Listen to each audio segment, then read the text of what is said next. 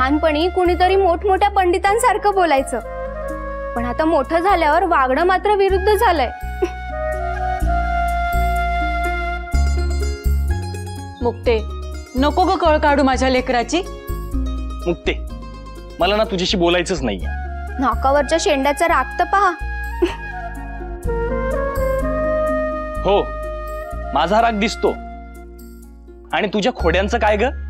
कधी कधी ना मला ते विसोबा शास्त्रींपेक्षा तुझाच राग जास्ती येतो. बघ ना ज्ञाना दादा, मी इथे समजूत काढायचा प्रयत्न करते आणि हा कसा बोलतोय मला. मी इथे याला प्रश्नांचा गुंता सोडवायला सहाय्य करते आणि हा बघ. नको, माझा गुंता सोडवीन मीच. मला नको कुणाचं सहाय्य.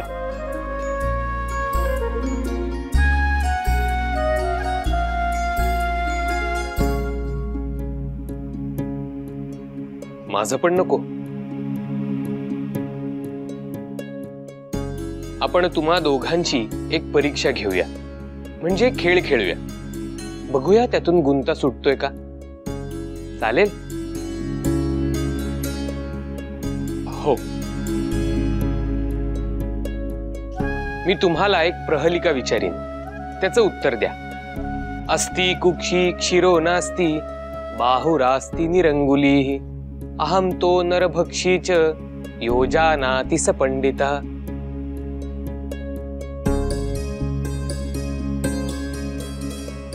म्हणजेच ज्याला पोट आहे पण मस्तक नाही, हात आहेत परंतु बोट नाहीत, परंतु तरी सुद्धा तो पूर्ण शरीर सामावून घेतो. कोण असेल बरं असा?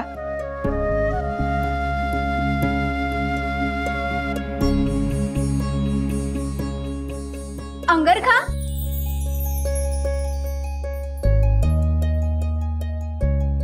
अगं मुक्ते, काय झटकन उत्तर दिलं ग तू. बरं बरं मावशी, तसाही पहिला डाव देवाचा असतो. दादा, तू आणखी एक प्रहलिका विचार. ज्ञाना, तू विचारतोस? बरं. कृष्णमुखी न मार्जारी द्विजिव्हा न च सर्पिणी पंचभर्त्री न पांचाली यो जानाति स पंडितः. म्हणजेच काय, जी कृष्णवर्णीय आहे परंतु मांजर नाही, जिला 2 जिव्हा आहेत परंतु ती सर्पिणी नाही, जिला 5 जण धारण करतात परंतु ती द्रौपदी नाही. कोण असेल बरं ती?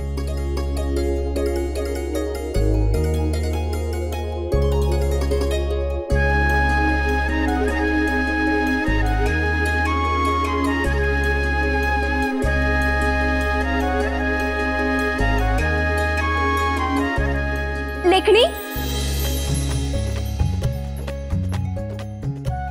मुक्ते, मावशी, ज्ञानदादाने स्वतःच्या हाताने दाखवली लेखणी. मी स्वतः पाहिलं. तरी पण तुला उत्तर का नाही आलं? ते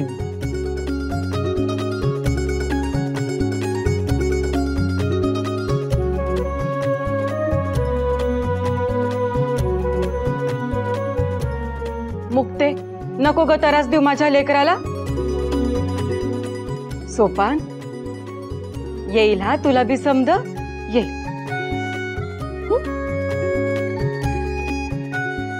आत्ताच सारं काही येतंय असं समजलं नाहीस तर.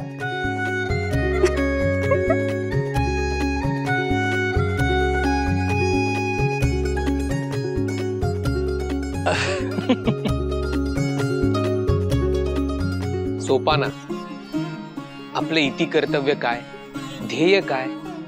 महायोगी होणं. पंडित अनेक असतात, महायोगी मात्र फार कमी. आपला मार्ग महायोगाचा, आणि महायोगी होणं हे महाकर्म कठीण कार्य आहे.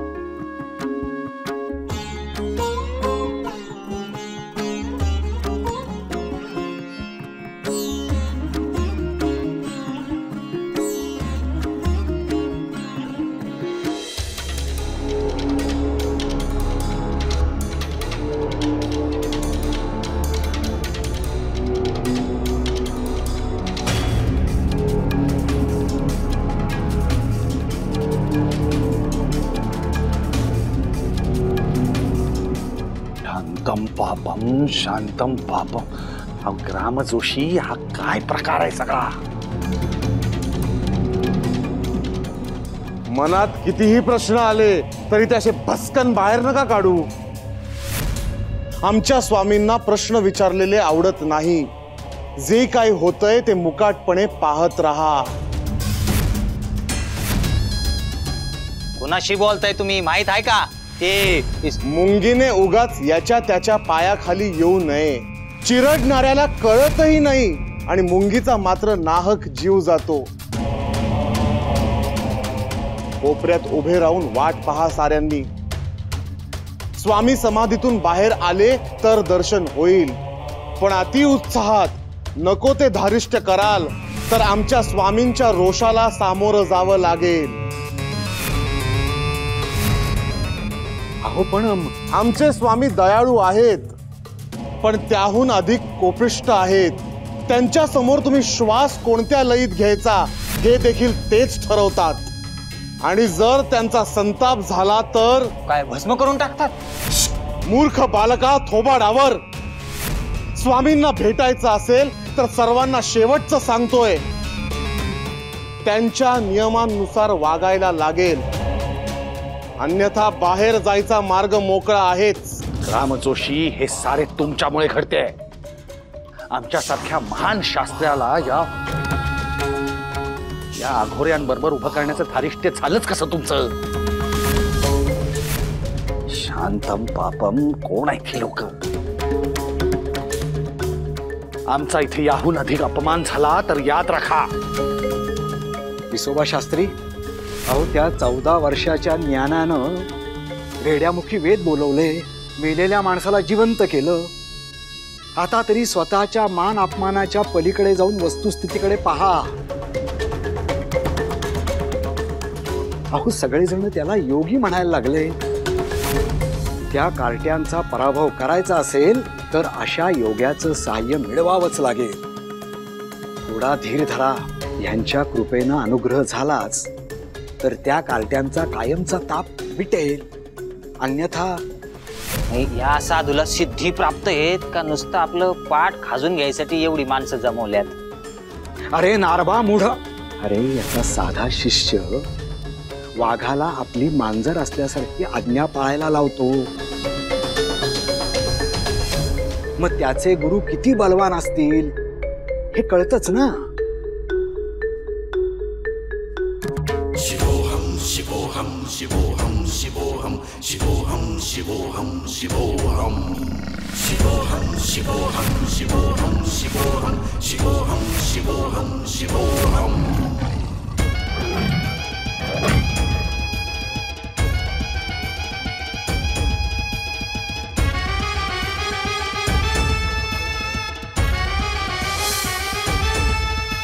शिवोहम शिवोहम शिवोहम शिवोहम शिवोहम शिवोहम शिवोहम शिवोहम शिवोहम शिवोहम शिवोहम शिवोहम शिवोहम.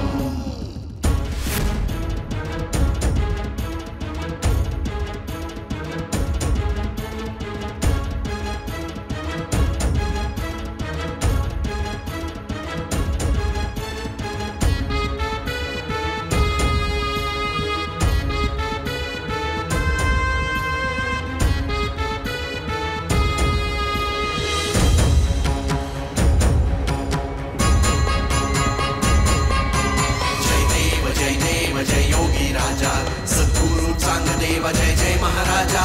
जय देव जय योगी राजा सद्गुरु चांगदेव जय जय महाराजा. दिव्य तुझ्या तेजाने भास्कर लोपला, तळमळली पृथ्वी क्षीरसागर थरथरला. हिंस्र पशु लोळण घेती तुझ चरणी, त्रैलोक्या ऐसी तुझी करणी. क्षणात करीसी भस्म ऐसी तुझी दृष्टी. चरणाच्या स्पर्शाने आंदोळली सृष्टी.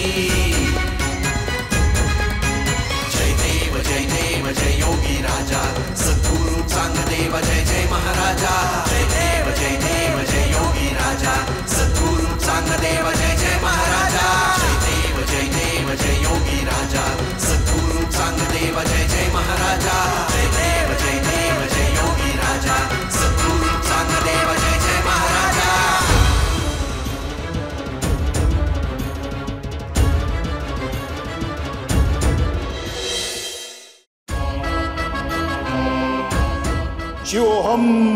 शिवोहम शिवोहम.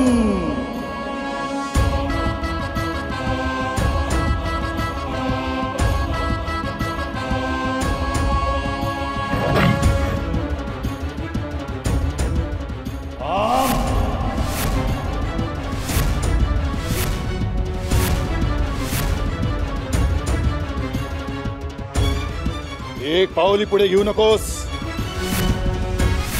कोणीही आमच्या पाया पडायचं धारिष्ट दाखवलं तर ते आम्ही खपवून घेणार नाही. शिवोहम शिवोहम.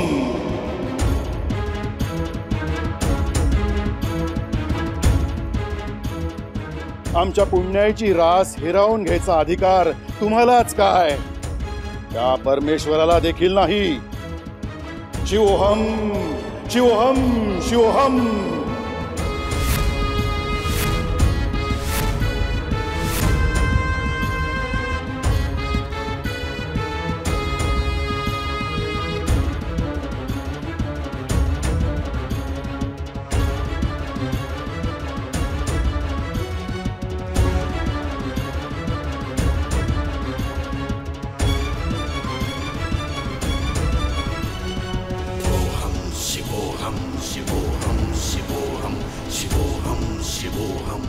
शिवोहम शिवोहम शिवोहम शिवोहम शिवोहम शिवोहम शिवोहम शिवोहम. अहो ग्राम जोशी, ह्या असल्या विचित्र आणि तरेवाईक साधूशी बोलायचं तरी कसं?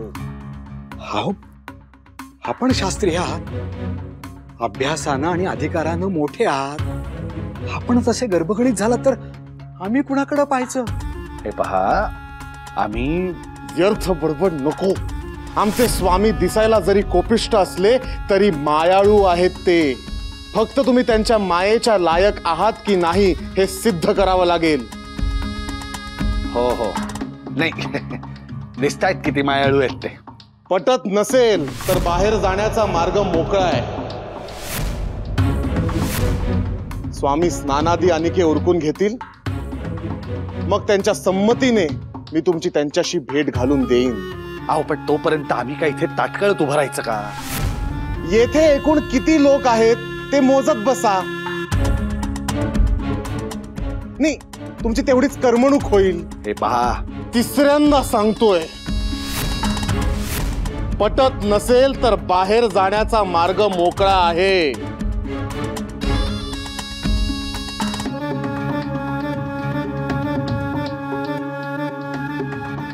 मी जाऊन कुटीची व्यवस्था लावून येतो.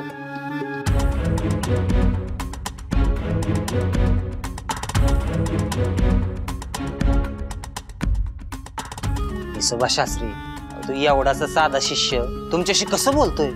तुमच्याशी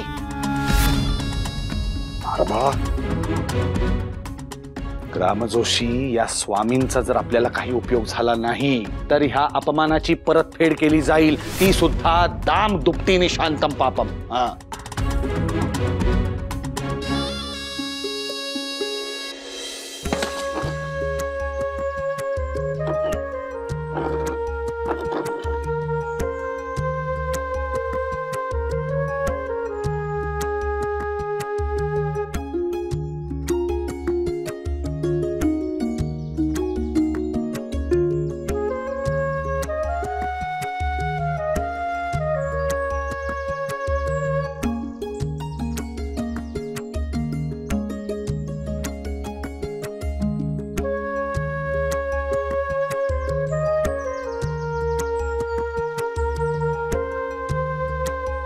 दादा,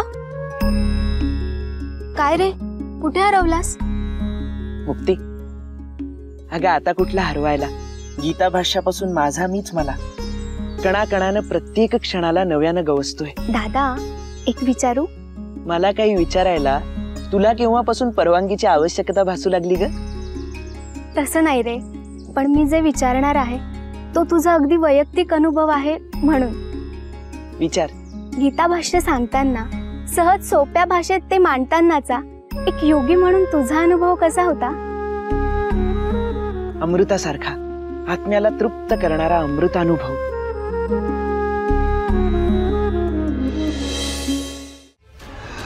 शांतम पापम शांतम पापम. अहो ग्राम जोशी, काय हे काय चाललंय काय? हे असं उन्हात तान्हात किती वेळ तिष्ठत उभं राहायचंय आपण? हा?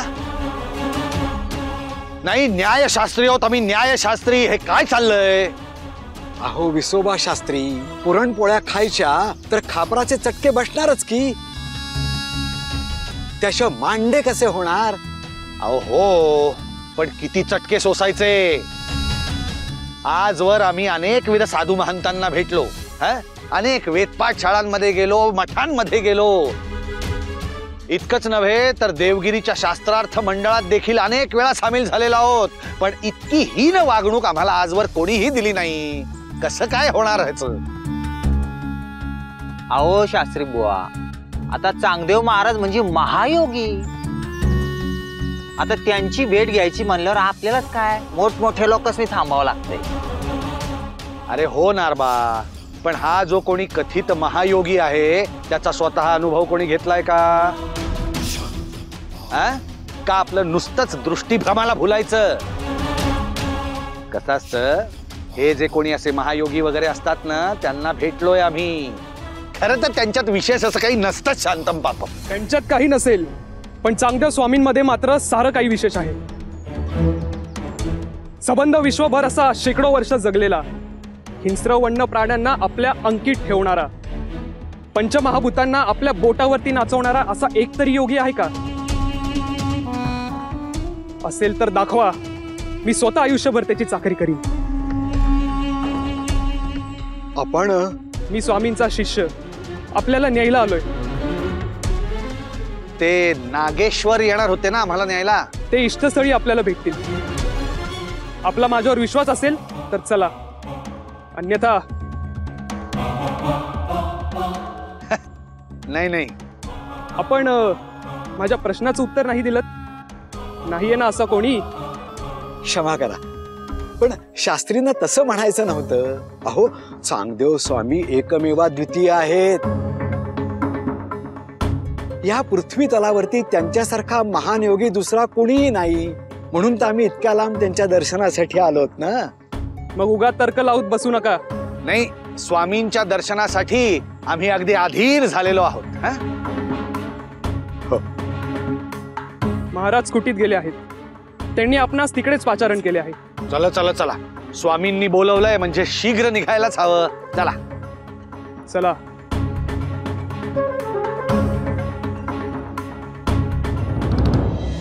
गुरुदादा आणि तुझ्या मार्गावर चालण्यातच आमचा खरा अमृतानुभव आहे. मुक्ते, हे बरं आहे हा तुझं. आता मी काय केलं? ज्ञानदादाच्या कैवल्य ज्ञानाचा असा अपहार करणं बरं नव्हे. ज्ञानदादा, याला सांगून ठेवा, हा नेहमी असाच वागतो. आता मी काय केलं? दादा बघ ना कसा वागतोय हा. अगं मी केवळ काय लहान मुलांसारखे भांडताय? हाच नेहमी भांडणाला सुरुवात करतो. हो हो हो, जसं काही तू लगेच माघार घ्यायला तयार असतेस. ज्ञानदादा, पाहतोयस ना तू? हो पाहतोय. तुमच्या दोघांमधलं निरागस प्रेम पाहून मनाला खूप बरं वाटतंय. अरे अशी निर्मळ नातीच कठीण काळाची झळ कमी करतात. तुमच्यातलं बालपण असंच जपत राहा. दादा, तू आणि गुरुदादाने अकाली प्रौढत्व धारण केलंय आणि आमचा तसंच या विश्वाचा ताप स्वतःच्या अंगावर घेतलाय ना, म्हणून आम्हाला लहान होणं शक्य होतं. अरे आणि ते शक्य होण्यासाठी हा समजूतदारपणा लहान भावंडांमध्ये असायला लागतो. तेव्हाच तर थोरल्यांना जगाशी झुंजायचं बळ येतं. बघितलंस का मुक्ते, अखेरीस काय महत्वाचं असतं? समजूतदारपणा.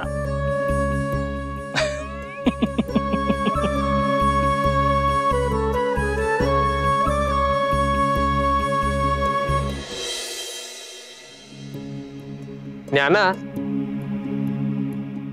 मुक्तीला विहिरीवर काय सांगत होतास? निरूपण करतानाच्या अनुभवाबद्दल सांगत होता दादा. नावही अगदी सुरेख दिलंय दादाने, अमृतानुभव. दादा, अरे तू तर सारच जाणतोस. निरूपण करताना तो संवाद जितका इतरांशी होता तितकाच माझ्या आत्म्याशी सुद्धा होता. निरूपण करताना स्वतःचा शोध घेण्याची, स्वतःकडे अलिप्तपणे पाहण्याची संधी मिळाली. स्वतःशी नव्यानं ओळख निर्माण झाली.